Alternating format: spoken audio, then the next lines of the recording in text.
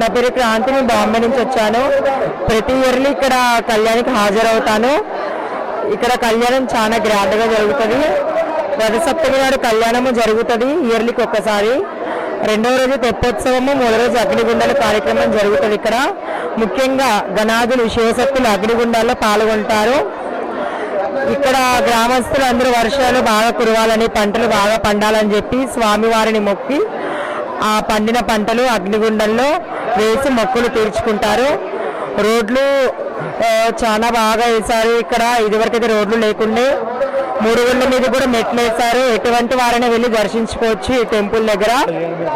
కళ్యాణ పండుగ చూస్తే చాలా చిన్నగా ఉండేది, ఇప్పుడు చాలా పెద్దగా చేశారు, విశాలంగా. ఎంతమంది భక్తులైనా కూర్చోవచ్చు ఈ కళ్యాణ మండపంలో. గుండం కూడా చాలా చిన్నగా ఉండేది, స్నానం చేయడం చాలా ఇబ్బంది ఉండేది.